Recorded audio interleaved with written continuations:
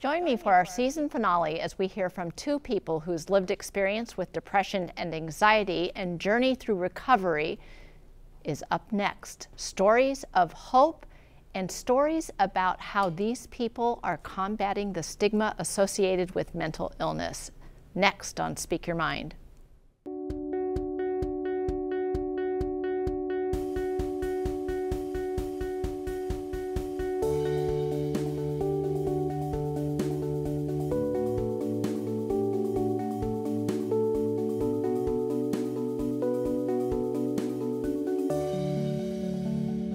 Welcome to Speak Your Mind. I'm Dr. Carolyn Phelps, licensed psychologist with the Human Development Center. Statistics indicate that between 1 in 4 and 1 in 5 people will experience a diagnosable mental health condition during their lifetime. But in any given year, only 50% of children and 40% of adults are actually getting the help they deserve. And while there are many reasons people don't seek help, one of the most significant reasons is the stigma associated with mental illness. Stigma that is born out of a lack of awareness and misinformation, which is why this show exists. Tonight's show speaks to the heart of our mission, to have a conversation about mental health and mental illness in order to raise awareness, decrease stigma, and inspire hope. And so we can be fully present with my guests and soak in their stories of hope and resilience, we won't be taking your calls tonight. Instead, sit back and enjoy. And besides, you're going to have some homework for the time that we're off in the next few months. Joining me is Shannon Sweeney Jorgenson, the chairperson of the Northland Healthy Minds, a grassroots group she helped to organize whose mission is to decrease the stigma associated with mental illness. And David Romano is a therapist and national mental health advocate with Active Minds, a college-based organization whose mission is to change the perception about mental illness. Thanks to both of you for being here tonight, and I'm just so humbled and so inspired that you're willing to come and talk about your own lived experience, first of all, with mental illness, because I know that there are people in our viewing audience who themselves are experiencing mental health problems and who have never shared that with another person and never heard other people share their story. And this is for everyone, and it's especially for those people. And so, David, I think we'll start with you. If you could just start with telling your own story and your own journey. Yeah, so I think to start with, I'll go back to my childhood. I grew up in the Hermantown area and was the youngest of 5 kids, and I started noticing some symptoms of depression and anxiety at a pretty young age. As I started to struggle and trying to figure out what was going on, what was this called, what was I dealing with, are other people dealing with this, am I alone? It was very confusing and very frightening. I tried often to overcompensate with using sports, using popularity, using whatever I could to try to distract from really the confusion and the frustration and the pain that I was going through. It got to the point where that stigma became harder and harder, and that pressure and that really that weight of the depression started to overcome me. But at the same time, by the time I was in 8th grade, I was a great athlete, I was from a great family, popular, getting good grades. On paper, I should have been happy. I should have had, I wasn't somebody who you would think would struggle with depression. And I'm sure that made it easy for you to kind of hide then almost with people not necessarily even being aware that there were problems going on. Absolutely. I mean, yeah, I wasn't someone people would think that suffered, and so it's who is going to ask somebody who's doing well, who's successful, who looks on the outside like he's happy, who's going to ask that kid, are you okay, what's going on? And so, and even by the time I got into 9th grade, I got more involved with activities, extracurricular activities, as well as sports, and I was really, things were pretty great on paper, but I continued to struggle, and it wasn't until my 10th grade year in high school that I really figured out that I had depression. It was when a teacher handed out a depression symptom sheet. And I looked at all these symptoms, and I remember that day very vividly because I saw all these symptoms that I had, which made no sense to me.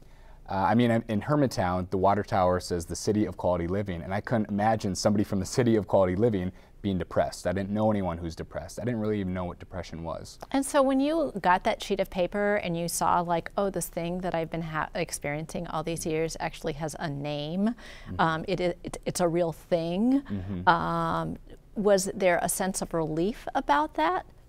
No, if anything, it was a sense of guilt. There was a lot of questions I had for myself of why would I be depressed? Why me? And so I really felt this sense of inadequacy and that there was something wrong with me. And so that's really when I really struggled with that stigma significantly, now that I had a label, because there was such a stigma around mental illness. After that, we went into therapy, got me on medication, and at first things were going okay. But I really expected the medication and the therapy to fix me. I viewed it as, you sprain an ankle, break a wrist, you put a cast on it, it goes away. Well, that didn't happen. And so I started getting really frustrated and just quit cold turkey everything. I thought, that's not for me. And it led to... and that's not an uncommon experience for young people with mental health problems to have difficulty. I think if we think about, we all have difficulty accepting any illness, especially a chronic illness that we might be diagnosed with.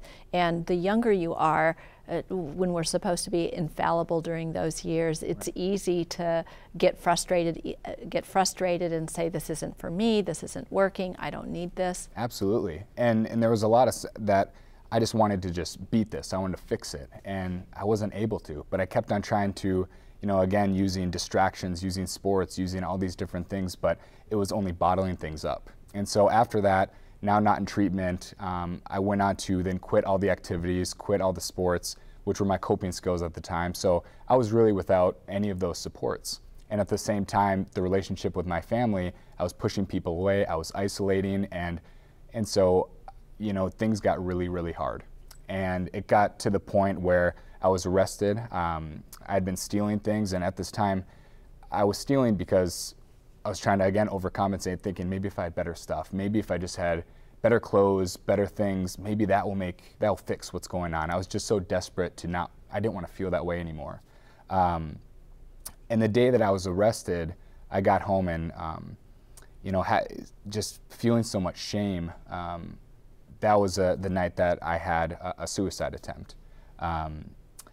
After that, having, no one knew it was an unsuccessful attempt, and I continued to hide. Which we're glad about. Right. But after that, I continued to try to hide it and really tried harder and harder to just beat this, just try to pick myself up by my bootstraps and beat it. I fell into using self-injury. I fell into, skipping classes, and just everything was falling apart. And it wasn't until I had a counselor who I was skipping classes, and he gave me a call on my cell phone and asked me to come to his office. I was just in the bathroom because I'd go to the bathroom to skip because I wanted to be alone. I wanted to get away from just trying to pretend that everything was okay. And I got in that office, and my dad was in there, and my counselor, and my counselor just said pretty simple words of, your dad's told me everything that's happened with the arrest and with the depression, and I want you to know that everything's going to be okay, and we're going to get you help. In those words, for the first time in a long time, I felt hope. For the first time in a long time, I felt safe. And that really got me back into treatment and got me back on track with my life. Now, since that moment, there's been plenty of ups and downs. I've continued to struggle at different points in my life, going through college and grad school and work. And there's always been those ups and downs, but it was definitely that moment at a counselor's office that really changed my life and led me to my life of advocacy. Wow, thank you so much for sharing that. What do you think was significant at that point in time with that counselor? What were some of the things that you did differently to turn your life around then? Yeah, and so the first time I went and got help, I really, again, was thinking, someone's got to fix me. I just, come here, give me some medication, tell me what I could do so I can get my life back together. It was that moment when I was in the counselor's office that I really started to realize that depression is a part of life and is probably going to be a part of my life for the rest of my life. And so I really started to accept where I was, and I was willing to work. I was willing to invest in the therapy, invest in the supports I had. And it was also, I think my dad seeing me in that situation. I think you know, having my parents involved, having more people, the school involved, having all those supports really made the biggest difference as well. So what you're talking about really is the combination of having the family supports, your community supports, but also then you're supporting yourself and being willing to stand up for yourself and fight for yourself and kind of take your own power back then from the illness. Yeah, I refound that voice. Instead of being overpowered by the illness, so that you could get back to being David instead of the depression then. Right. Shannon, share your experience with us. Well, my experience actually is, in retrospect, is not too different from David's, in that I grew up in a family where by all appearances, I had a perfect life and wonderful things going on. I was actually diagnosed with clinical depression, anxiety, and PTSD at the age of 43. I didn't seek any help prior to that. But looking back on it now, I realize that many of the symptoms that I experienced throughout my life were directly related to those mental illnesses and how they were impacting my life. The other major thing that happened in my life is I lost my best friend. She was somebody who suffered from depression and alcoholism, and a few years ago she died by suicide. And losing her to that and realizing that somebody who was as close to me as she was my very best friend. We could share everything with each other. You know, we'd been through every type of personal up and down that there was, and she didn't feel comfortable talking to me about what was going on in her life and about her struggles and where she was at.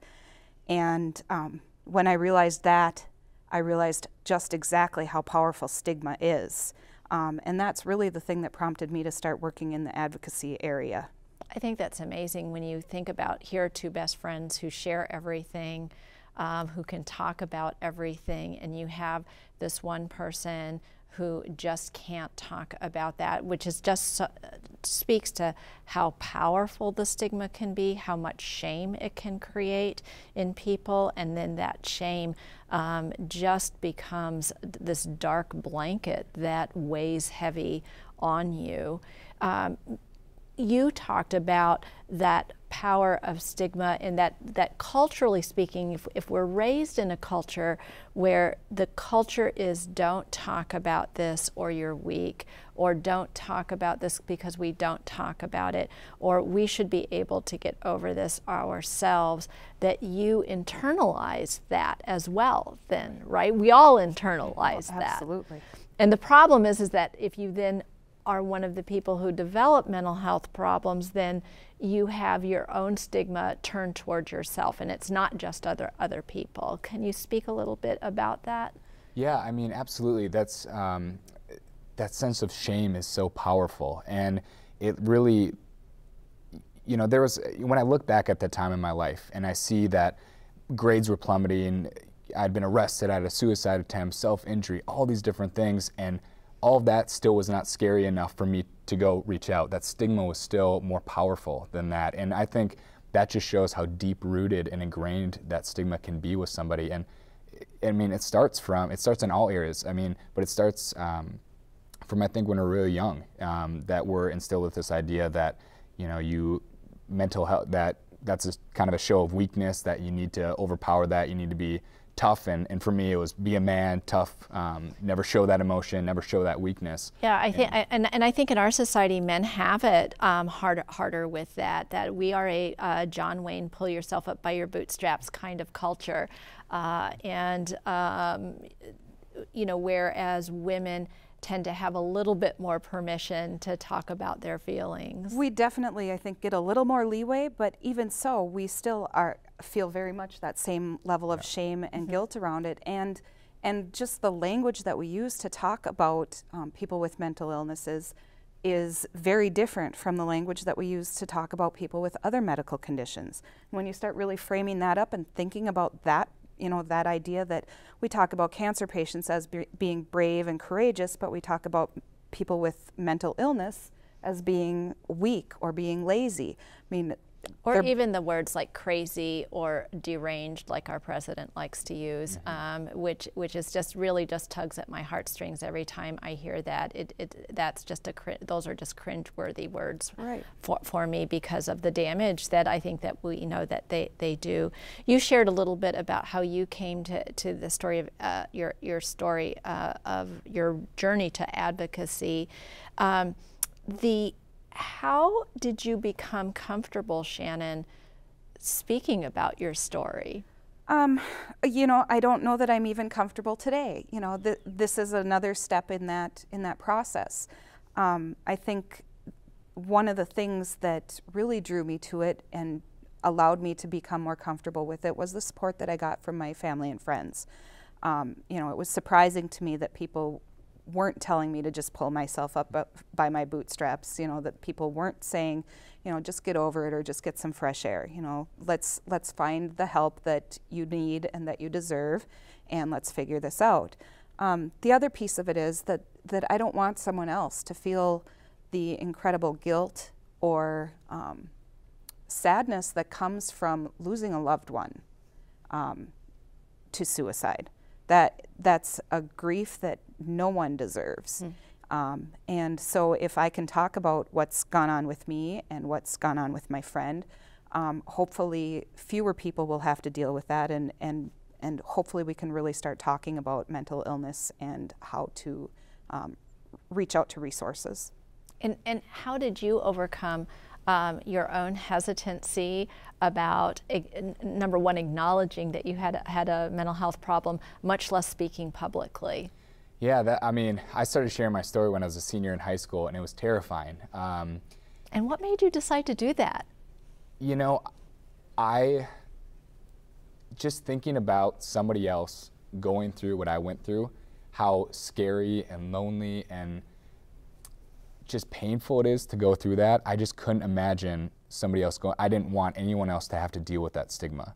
And so I just felt that it was almost an obligation for me to share my experience, to share my story in a hope to get the conversation started. And I remember being terrified when I first started doing it, and it was the same thing where I had so many people that actually approached me and said, I've had the same experiences, I've dealt with depression, I've dealt with anxiety, whatever it might be. And it really built kind of a community around that. So the more I shared, the more people that came up to me, the more connection was built, and so it just kept snowballing more and more.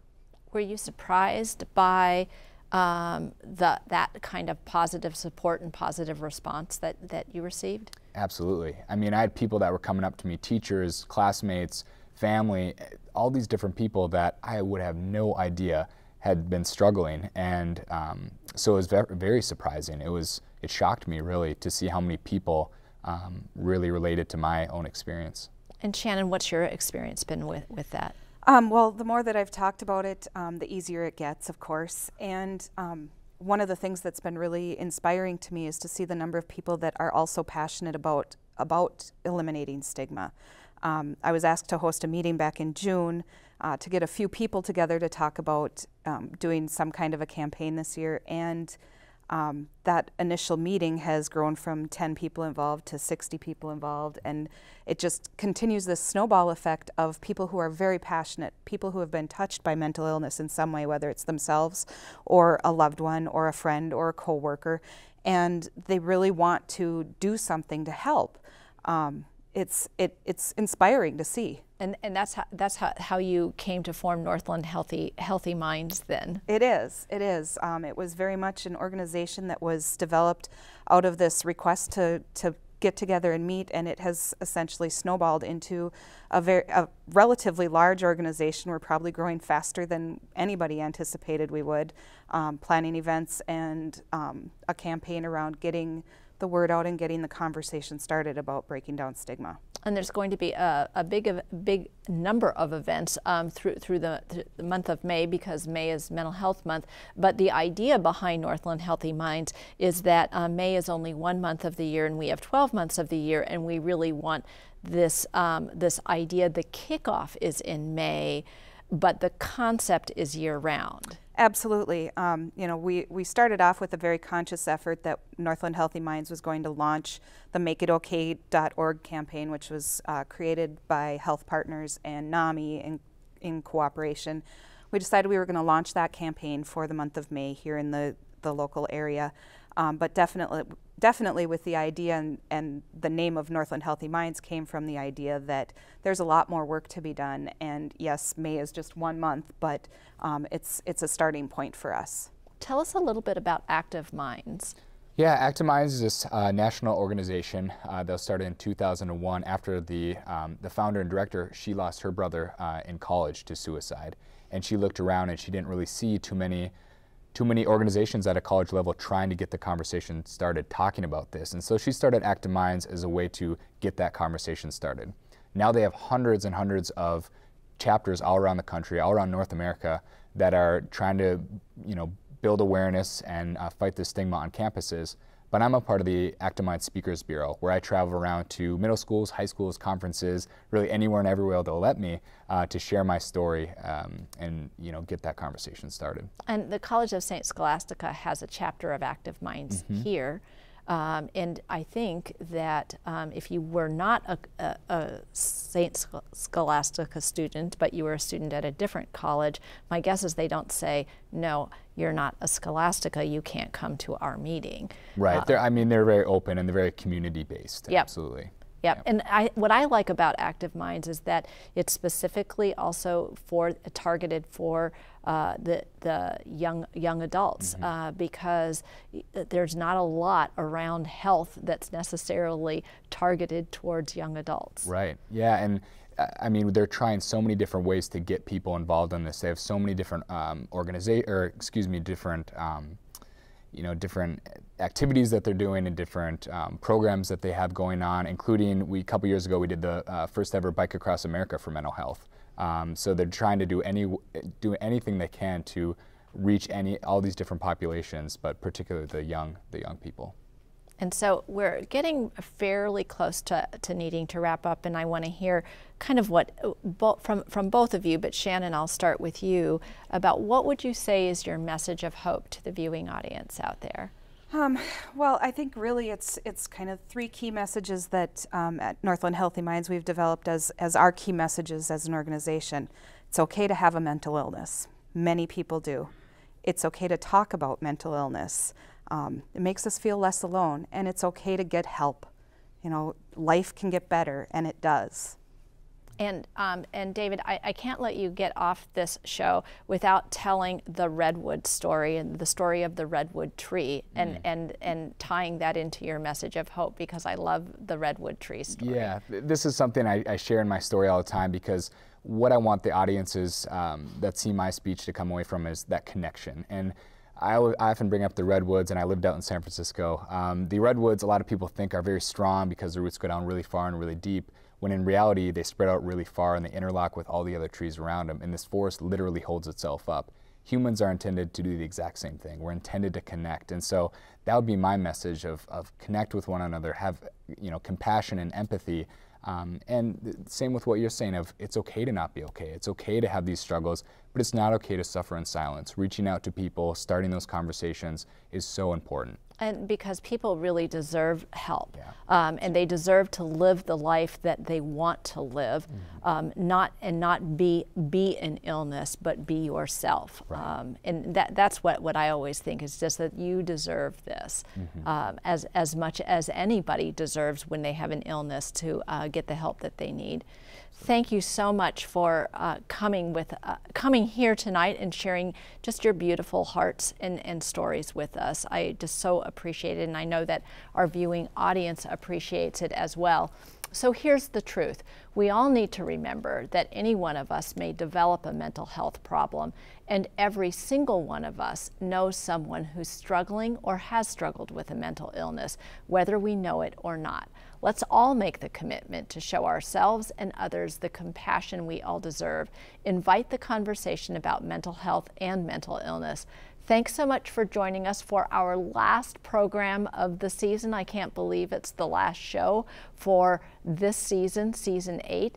But don't forget to visit us on the web. You can still do that at speakyourmindonline.org, where you can binge watch all 144 episodes. There are a couple of repeats, but maybe it's 140, 141 from our 8 seasons on the air. And before we leave you tonight, I want to take this opportunity to thank all of my wonderful guests for helping transform how we think about mental illness, one story of hope at a time.